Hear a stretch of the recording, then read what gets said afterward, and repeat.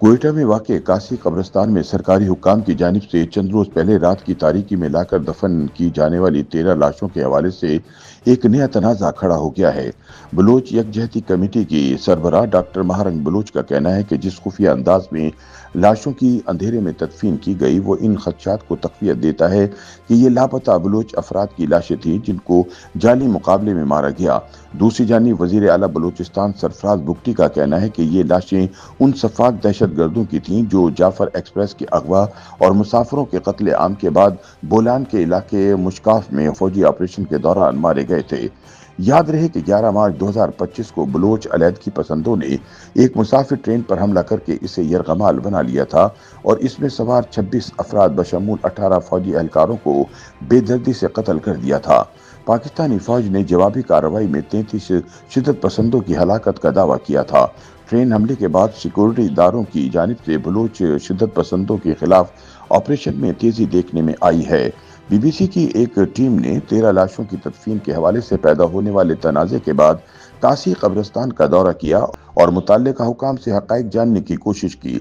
इस हवाले से एक वीडियो सोशल मीडिया पर वायरल है जिसमें कब्रों के साथ ताबूतों के टुकड़े भी पड़े हुए थे और एक शख्स ये दावा कर रहा है कि इन लाशों को सरकारी गाड़ी में लाकर तदफीन की गई। एक और वीडियो में कब्रों में दफन मैयतों के कफन भी देखे जा सकते थे। ताहम इन दोनों वीडियोस की आज़ादाना ज़राए से तस्दीक नहीं हुई। जब बीबीसी की टीम कब्रिस्तान पहुंची तो वहां 13 ऐसी कच्ची कब्रें मौजूद थीं जो मिट्टी का ढेर मालूम होती थीं। बलूचिस्तान में नामालूम अफराद की कब्रों पर जिस तरह प्लेटें और नंबर लगाए जाते हैं वो भी मौजूद नहीं थे। बावर्दी 2 पुलिस एहलकार इन कब्रों के पास खड़े थे जबकि करीब ही मजीद चंद एहलकार मौजूद थे। वहां मौजूद एक बुजुर्ग कब्रों पर मिट्टी डालकर उनको बेहतर करने की कोशिश कर रहा था। वजीर आला बलूचिस्तान सरफराज बुगटी ने अगले रोज न सिर्फ वजीर आला सेक्रेटेरिएट में वफाकी वज़रा के साथ मुश्तरका प्रेस कॉन्फ्रेंस की बल्कि बलूचिस्तान असम्बली के इजलास में भी जाफर एक्सप्रेस पर हमले के बाद मारे जाने वाले इन दहशत गर्दों के बारे में बात की। उनका कहना था कि ये लाशें उन शिद्दत पसंदों की हैं जो ट्रेन हमले के बाद जवाबी फौजी ऑपरेशन में मारे गए। उनका कहना था कि अब हमारे पास 2 ऑप्शन थे, एक ये कि हम लाशों को वहीं छोड़ देते लेकिन ये हमारी कानूनी जिम्मेदारी थी कि हम इन लाशों को लेकर आएं, उनका डीएनए करवाएं ताकि ये पता चले कि ये कौन लोग थे जो रियासत पाकिस्तान से लड़ रहे थे।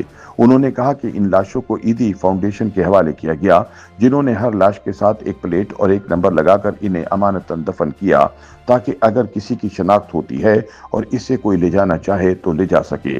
बुगटी का कहना है कि इन लोगों की शनाख्त मुमकिन नहीं थी, लिहाजा हमने उनका डीएनए टेस्ट करवाया और फिर ईदी फाउंडेशन के जरिए कानूनी तरीके से दफना दिया। ताहम बीबीसी ने जब कोयटा में ईदी फाउंडेशन के नुमाइंदे से राब्ता किया तो इसने वजीर आला के दावे को मुस्तरद किया और कहा कि ना तो ये लाशें उनके हवाले की गईं और ना ही उन्होंने इनकी तदफीन की है। इससे पहले सरफराज बुगटी का यह भी कहना था कि अगर हम इन लाशों को वहां छोड़ देते तो लापता अफराद की फहरिस्त में मजीद इजाफा हो जाना था। वो लोग जो आज रियासत पाकिस्तान से लड़ रहे हैं इनकी लाशों को लाएं तब भी इशू है और ना लाएं तब भी इशू है।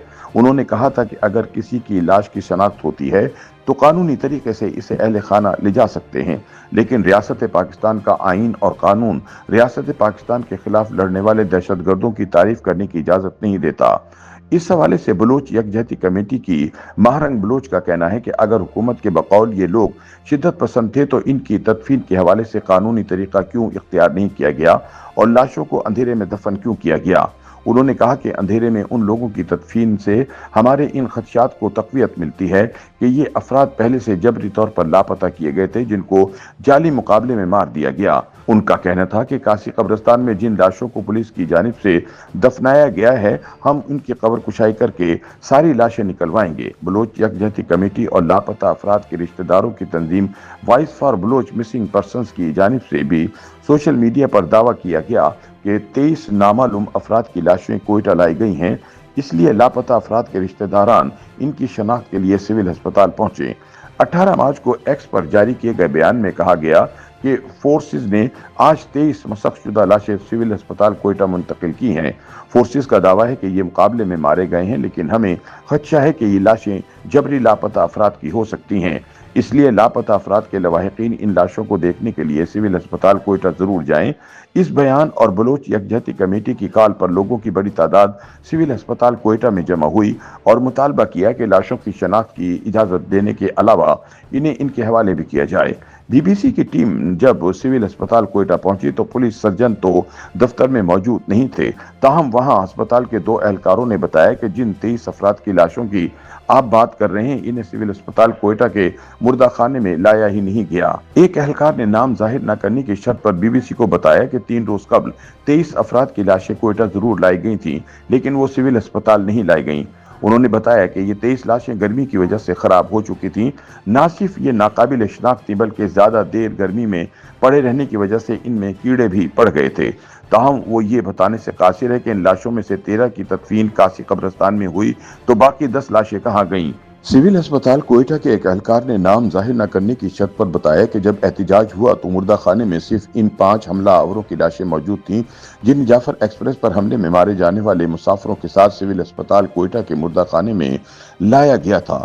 اہلکار کے مطابق موقع پر موجود پولیس اہلکاروں نے مظاہرین کے مطالبے کے باوجود انہیں یہ لاشیں دینے سے انکار کیا تو لوگ مشتعل ہو گئے اور دروازہ توڑ کر 5 لاشیں لے گئے۔ YouTube پر گوگلی نیوز دیکھنے کے لیے youtube.com کی سرچ بار میں googly news T V type کریں۔ گوگلی نیوز کے پیج پر سرخ رنگ کے سبسکرپشن والے بٹن پر کلک کرنا نہ بھولیے۔ YouTube پیج پر اپلوڈ ہونے والی ویڈیوز سے باخبر رہنے کے لیے بیل آئیکن پر کلک کیجیے۔ آپ کو ہر نئی ویڈیو کے بارے میں نوٹیفیکیشن موصول ہو جائے گا۔